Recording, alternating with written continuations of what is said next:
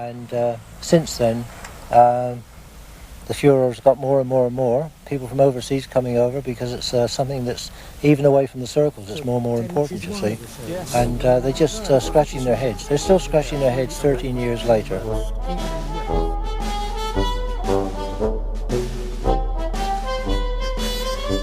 The incident provided the world with some comic relief. But other alleged UFO encounters are more serious and as yet unexplained.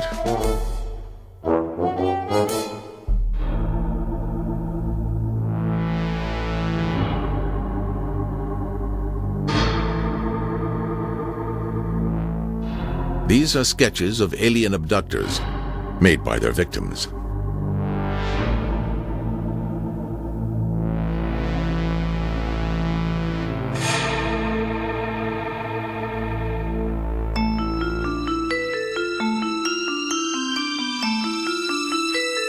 Most report being confronted by UFOs emanating bright and paralyzing lights.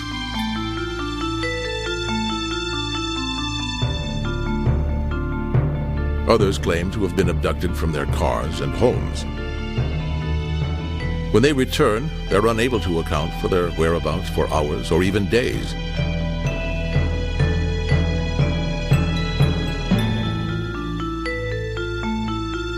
Abductees say they're often restrained and subjected to painful physical tests, invasive procedures focused on sexual organs. Some people who claim to have been abducted exhibit round depressions called scoop marks, as if a layer of cells had been surgically removed from their bodies. Others suffer long cuts and straight-line gashes. Bud Hopkins has written 2 books on abductions and has interviewed hundreds of abductees. You get very, very few hoaxes because a person is calling you saying, I don't know what happened to me, I might be losing my mind, I don't want you to call back to my house because I don't want my wife to know that I've talked to you, I don't know what's happening, etc. And they insist on anonymity and so forth. There's hardly the motivation for a hoaxer in that. There's no way that you cover yourself with glory. I never thought about UFOs. It never really occurred to me at all about even their possibility until I was 17 and it was in my face and there was no way to avoid it. Chris Hinton is a 42-year-old assistant building contractor in Washington, D.C. He provided this interview in hopes of helping other victims.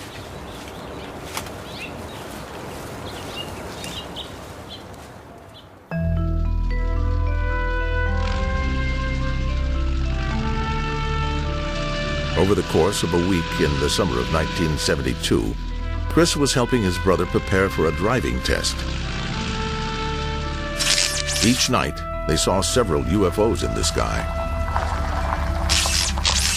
We see a bright light over the horizon just shoot across the sky, lightning speed, and then stop suddenly on a dime.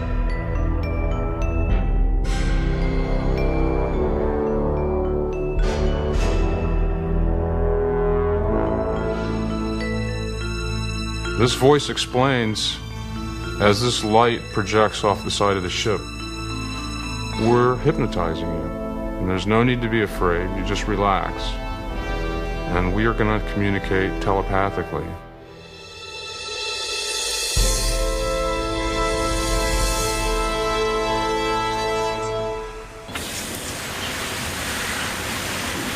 Chris's teenage encounters triggered forgotten memories. Replays of other alien abductions that stretched back into his childhood years. When I was 4 years old, I had been lost in the woods for several hours. And 2 figures about my size came up, one on either side of me from behind. And they said, "Will you come with us, Chris?" All I saw was a ramp. It looked like a metallic ramp that entered a doorway, and they put me on this table and they clamped my skull into like a vice of some sort. I remember I just couldn't move, and I saw this contraption. It was metallic, and they clamped it firm. I could not move. And they rammed something up the back of my head, and it hurt like the devil. I was screaming. And they packed me up and walked me out of the ship. and I'm running back home.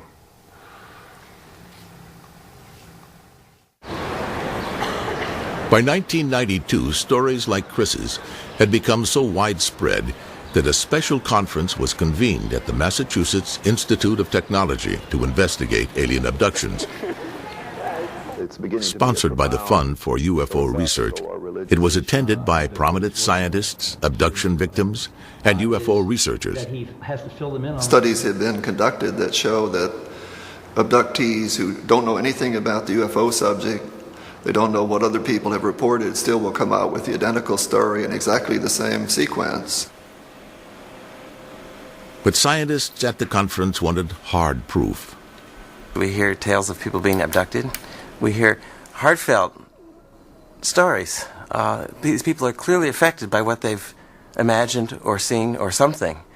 But we never get a real piece of evidence.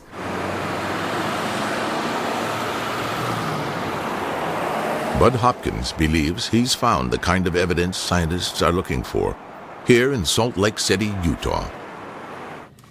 This woman and her son had an abduction experience. To protect their privacy, they requested we mask their identities. Their ordeal began on a drive home from a family get-together. And all of a sudden, we were hit by that bright light, just a bright light. That came from nowhere. I couldn't see the road. I knew I was moving. I looked over at him and I told him I can't see the road. And that's the last of my memory. My recollection is my mother let go of the steering wheel, and at that point I reached over and grabbed it. I can't remember going home. I can't remember the next day. Like many abductees, memories of intrusive alien surgery began to haunt Joan. A year later, an accident would reveal some extraordinary evidence. I hit my head on the fireplace, and I was out unconscious for about 45 minutes.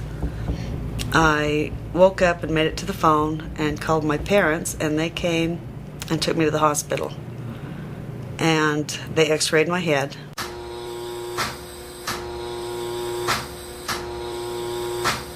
Suspecting, I suppose, a skull fracture, yeah, right? Yeah, but there was no skull fracture. It was fine. But the doctor came running through ER yelling, "How did you get this metal in your head?" Well, I had no idea, neither did my parents.